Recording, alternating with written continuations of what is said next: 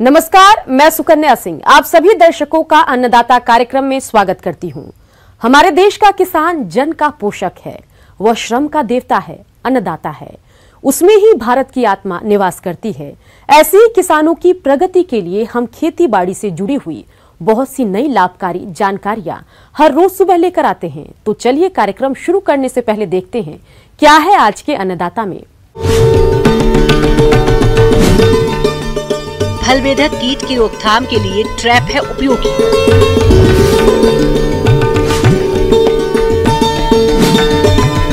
मुर्गियों में होने वाला कॉक्सीडियोसिस रोग और उसका निदान।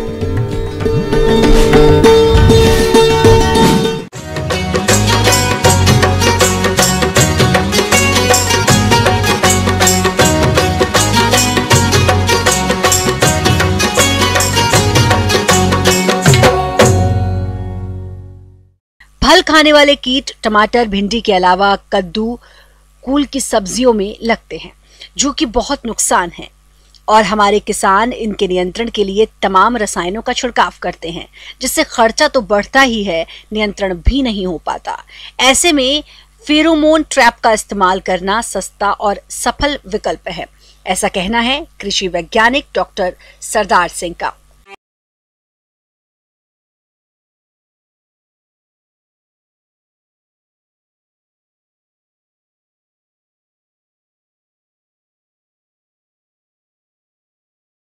मैं ये कहना चाहूँगा आपके चैनल के माध्यम से कि कोई भी सब्जी है उसमें जो लाभांश होता है किसान का, उसका 40 से 45% प्लांट प्रोटेक्शन मेजर्स पे खर्च होता है। कीट कम ज्यादा सभी फसलों में लगते हैं और इनके लिए रसायनों का छिड़काव किया जाता है, जो ना ही उत्पाद के लिए सही होता है और ना ही मिट्टी के लिए। और सब्जी वाली फसलों के लिए रसायनों का प्रयोग और खतरनाक है, इसीलिए सब्जियों में रसायनों के प्रयोग से बचें। यहाँ बात करेंगे सब्जी की फसलों में ट्रैप के प्रयोग के बारे में। यहाँ करेला की फसल लगी हुई है और इसमें हमने ट्रैप्स लगाए हैं। ट्रैप्स से जो भी सुंडी पैदा होगी, जो फलों को नुकसान पहुँचाएगी, वो इसमें आ जाएगी और हमें कोई भी केमिकल का स्प्रे की ज़रूरत नहीं पड़ेगी। तो निश्चित रूप से जो पहले केमिकल का स्प्रे करते थे हम, तो उसमें जो खर्चा 15-16 हज़ार रुपये पर एकड़ का आता था, आज वो घट के 4-5 हज़ार रुपये हो गया है, सिर्फ ये ट्रैप्स की वजह से।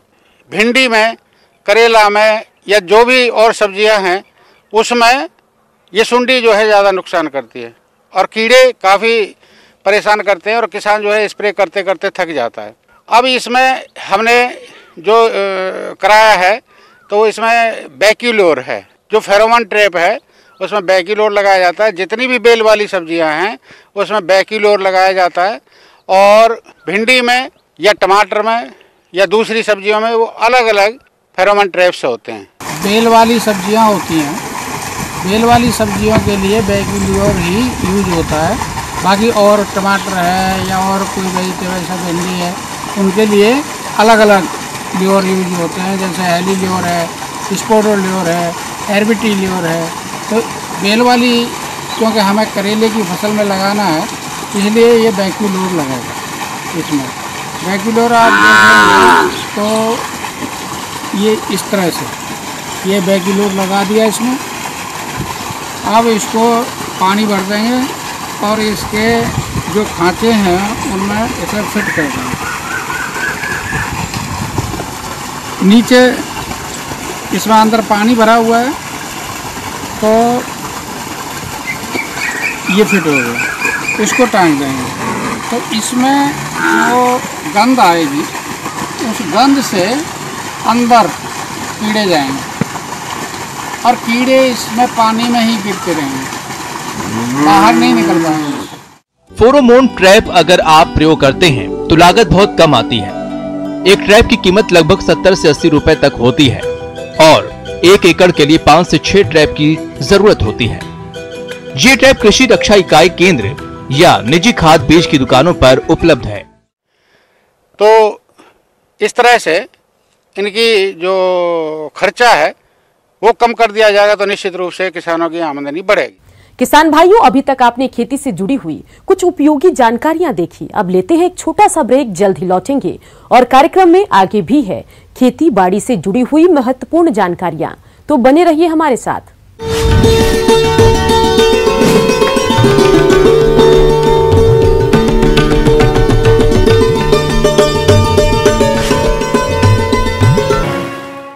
ब्रेक के बाद आप सभी दर्शकों का अन्नदाता में स्वागत है।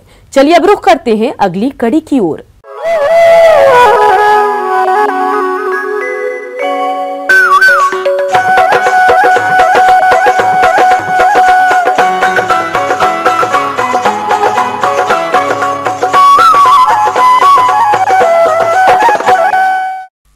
मुर्गियों में कई तरह के घातक रोगों की समस्या आती है और उन्हीं रोगों में से आज हम चर्चा करने जा रहे हैं कॉक्सीडियोसिस की। तो इस बीमारी से अपनी मुर्गियों को कैसे बचाने और रोग ग्रसित मुर्गियों को इससे छुटकारा दिलाने के लिए कौन कौन से उपायों को अपनाएं, इस बारे में विस्तार से जानकारी दे रही हैं पंतनगर कृषि विश्वविद्यालय की वैज्ञानिक डॉक्टर निधि अरोड़ा।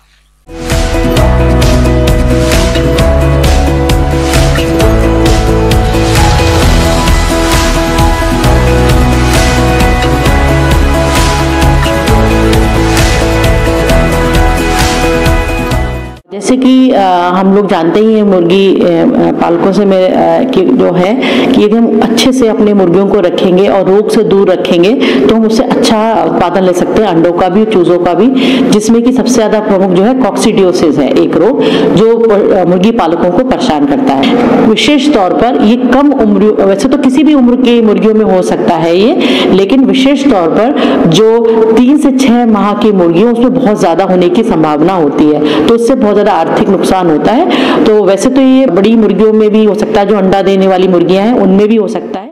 यह भी जानना जरूरी है कि फार्म पर यह बीमारी किन किन कारणों से आती है, ताकि इनके देख रेख में आप सावधानी बरतें।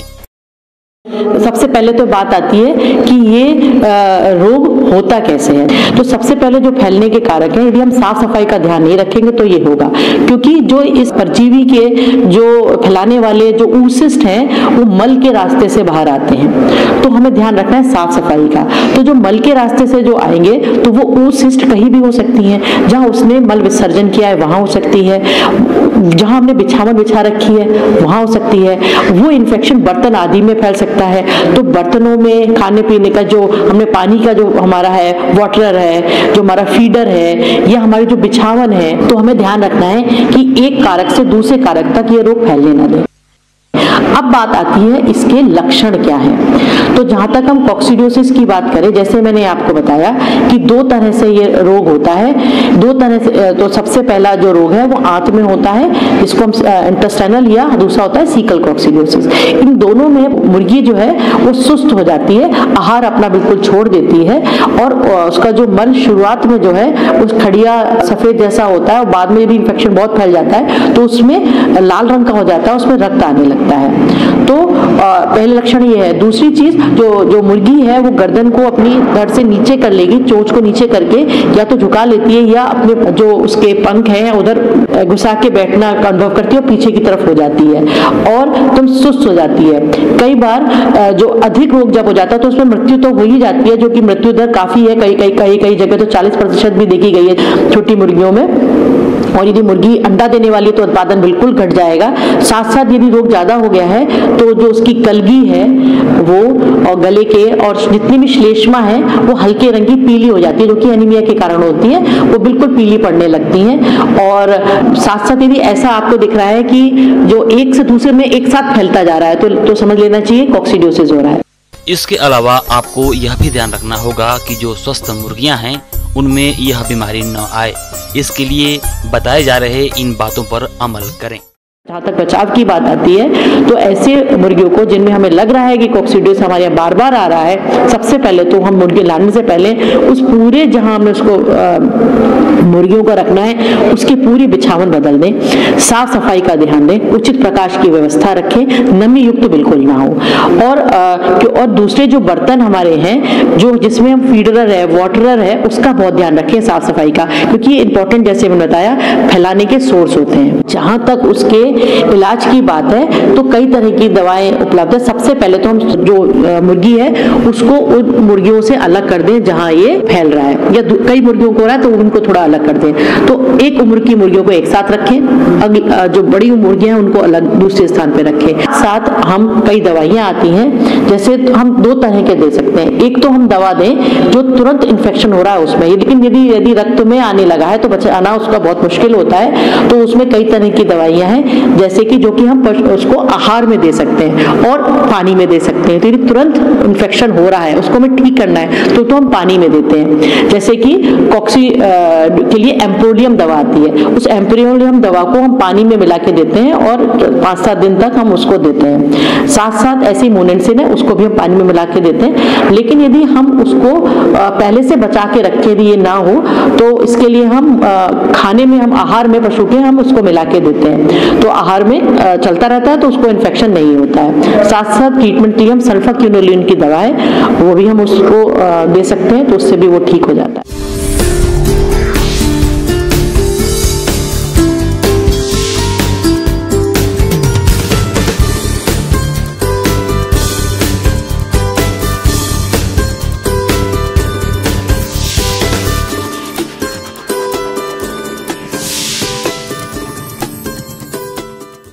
खेती महंगी हो गई है। कृषि उपकरण, बीज, खाद, पानी और मजदूर सब महंगे हो गए हैं। ऐसे में सस्ती और टिकाऊ खेती ही अंतिम विकल्प है। सस्ती खेती के लिए जैविक खेती अपनाएं। ये रासायनिक खेती के मुकाबले कम खर्चीली, टिकाऊ और स्वस्थ है। आज हर कोई जैविक उत्पाद की मांग करता है, लेकिन उन्हें बड़ी मुश्किल से ही मिल पाता है, क्योंकि बहुत कम किसान आज जैविक खेती कर रहे हैं, जिसे बढ़ाने की आज जरूरत है। जैविक खेती करना कोई मुश्किल काम नहीं है, इसे आज सभी को अपनाने की जरूरत है। इसीलिए जैविक खेती पर देखिए ये खास रिपोर्ट।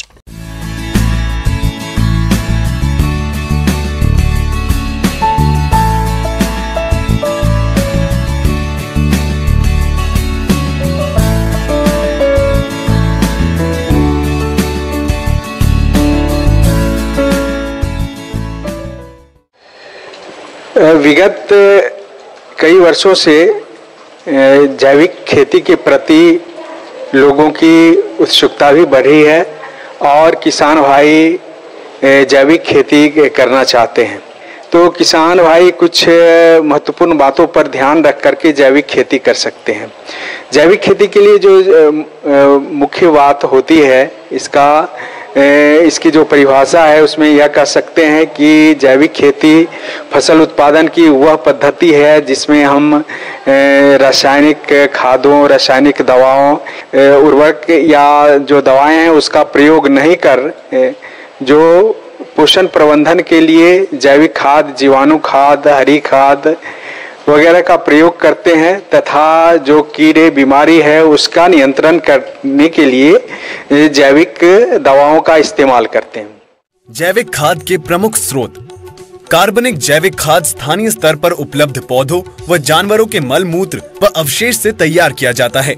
इनमें मुख्य रूप से गोबर की सड़ी हुई कंपोस्ट, केचुए की खाद, नेडब कंपोस्ट, हरी खाद, विभिन्न प्रकार की जालियां, जैव उर्वरक, चीनी मिल से निकली प्रेस मड, सीवेज से निकला उपचारित स्लज, गलीचा बुनाई के बाद बचा कतरन, बायोडायनामिक उत्पाद, ऋषि खेती, अग्निहोत्र इत्यादि हैं। इनके साथ साथ इनके निर्माण की स्थानीय स्तर पर जानकारी भी आवश्यक रूप से होनी चाहिए ताकि कंपनियों द्वारा उत्पादित रासायनिक खाद उर्वरकों पर निर्भरता समाप्त हो सके। फिर इसमें हम लोग कुछ है जो कम इनपुट का विकल्प है उसको चुन सकते हैं और इसके लिए हमें हरी खाद है उसका प्रयोग करना चाहिए। उसके बाद हमें जो कुछ और पोषण प्रबंधन के लिए बात जिसमें हमको ध्यान देने की जरूरत है उसमें जो जैविक खादों हैं उसका प्रयोग करें। जैविक खाद के साथ जीवाणु खाद का प्रयोग करें। जीवाणु खाद में जो दलहनी फसलों में राइजोबियम का प्रयोग किया जाता है। उसके बाद जो अन्य फसल है उसमें एजोटोबैक्टर का, पीएसबी का प्रयोग करते हैं। जहां तक हो सके कीट व्याधियों का भौतिक रूप से नियंत्रण करें। कहने का तात्पर्य जिन पत्तियों पर रोग या कीट का आक्रमण दिखे उन्हें पौधों से तोड़कर जला दिया जाए, मिट्टी में गाड़ दिया जाए। उदाहरण स्वरूप बैगन का तना व फल छेदक कीट, गोभी का पत्ता खाने वाले कीट के झुंड जो पत्तियों पर दिखते हैं। सब्जियों के 2 खेत के भागों में बाढ़ के रूप में ऊंची फसल जैसे ज्वार, बाजरा या मक्का की खेती करना ताकि कीट उछलकर दूसरे खेत में न जा सके। इसके अतिरिक्त जरूरत पड़ती है हमें कीटनाशी या रोग प्रबंधन के लिए। तो कीट प्रबंधन या रोग प्रबंधन के लिए हम की गहरी जुताई करें, गर्मी में जुताई करें, सही बीज का इस्तेमाल, शुद्ध बीज का इस्तेमाल करें, संतुलित उर्वरक का प्रयोग करें। उसके अतिरिक्त जो जैसे नीम आधारित खल्ली है या अंडी की खल्ली इत्यादि का प्रयोग करें, जिससे कि हमारा मिट्टी में जो लगने वाले कीड़े हैं उसका कम से कम आक्रमण हो सके। उसके अतिरिक्त जो बायोपेस्टिसाइड है, नीम आधारित कीटनाशी है, उसका प्रयोग करें। फिर अभी हम लोग देख रहे हैं कि जो बायो एजेंट है उसका प्रयोग काफ़ी बढ़ रहा है। तो बायो एजेंट में जो हम लोग जो ट्राइकोडर्मा का प्रयोग कर सकते हैं बीज उपचार के लिए। उसके अतिरिक्त जो ट्राइकोग्रामा है, जो अंड परजीवी है, उसका इस्तेमाल कर सकते हैं। और इस तरह से इन सब चीज़ों का प्रयोग करके जो आधुनिक जैविक खेती है उसको हम लोग कर सकते हैं। आगे और भी है खेती बाड़ी से जुड़ी हुई बहुत सी रोचक जानकारियां, पर यहाँ पर रुकेंगे एक और ब्रेक के लिए। जल्द हाजिर होते हैं। ब्रेक के बाद एक बार फिर से आप सभी दर्शकों का अन्नदाता कार्यक्रम में स्वागत है। बढ़ते हैं अगली प्रस्तुति की ओर।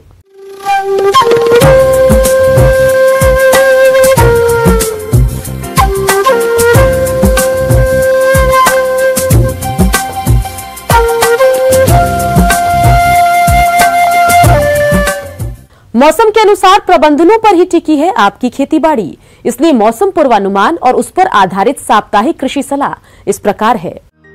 भारत मौसम विज्ञान विभाग ग्रामीण कृषि मौसम सेवा केंद्र सीहोर से प्राप्त मौसम रिपोर्ट के आधार पर भोपाल, रायसेन, बैतूल, होशंगाबाद और इनके आसपास के जिलों के किसानों को सलाह दी जाती है कि इन क्षेत्रों में आगामी 3 दिनों तक मध्यम से घने बादल छाए रहने की संभावना है। हल्की वर्षा भी हो सकती है। ऐसे में इन क्षेत्रों के किसान भाइयों को सलाह दी जाती है कि सोयाबीन की फसल 15 से 20 दिन की हो गई हो और बुआई के तुरंत बाद उपयोगी अनुशंसित खरपतवार नाशकों का आपने प्रयोग नहीं किया है, उस दशा में इस समय इमेजाथापर खरपतवार नाशी का प्रयोग करें। फसल में नीला बिरिंग, जिसे ब्लू बीटल के नाम से जानते हैं, का प्रकोप होने पर फिनाल्फास 1.5 लीटर प्रति हेक्टेयर की दर से छिड़काव करें। सोयाबीन, सब्जियों एवं अन्य खरीफ फसलों में जल निकास की उचित व्यवस्था बनाए रखें। सिंचाई की उपलब्धता होने पर धान की रोपाई करें। रोपाई से पहले पौध को किसी फफूंदनाशी से उपचारित अवश्य करें। धान की खड़ी फसल में खरपतवार नियंत्रण के लिए रोपाई के 20 से 25 दिन बाद नॉमिनी गोल्ड खरपतवार नाशी की 100 मिलीलीटर मात्रा 250 से 300 लीटर पानी में घोलकर प्रति एकड़ की दर से छिड़काव करें। धान की फसल में खैरा रोग के लक्षण दिखाई देने पर प्रति हेक्टेयर की दर से 5 किलोग्राम जिंक सल्फेट और 2.5 किलोग्राम बुझा हुआ चूना 800 लीटर पानी में घोलकर छिड़काव करें।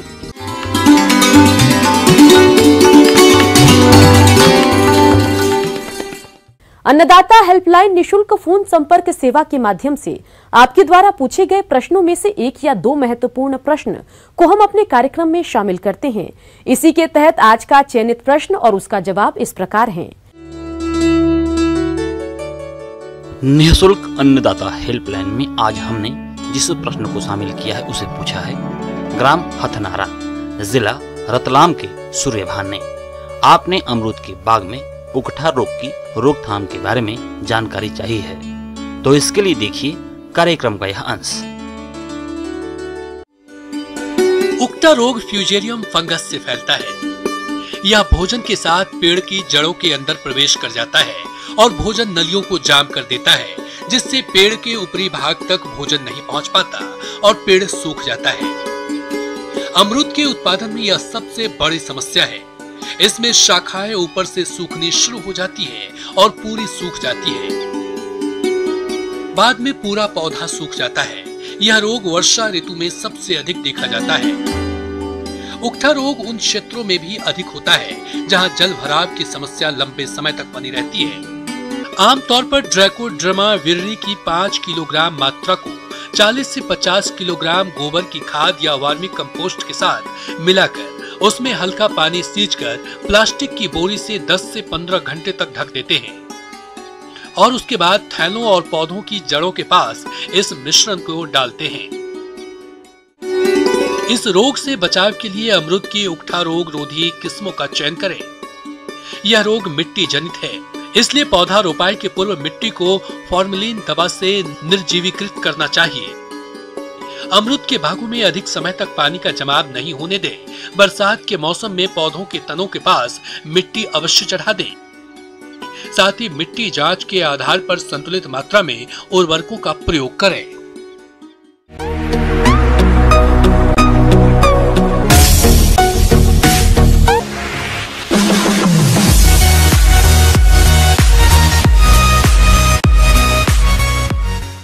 आइए अब एक नजर डालते हैं राज्य के कुछ चुनी हुई मंडियों के प्रमुख फसलों के बाजार भाव पर।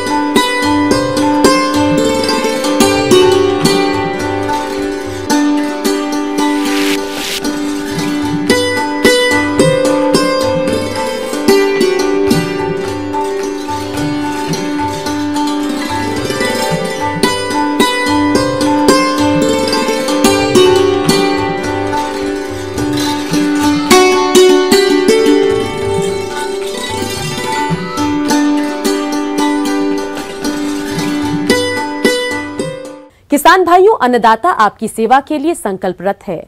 कृषि संबंधित समस्या और सुझावों के लिए आप हमें इस पते पर संपर्क कर सकते हैं।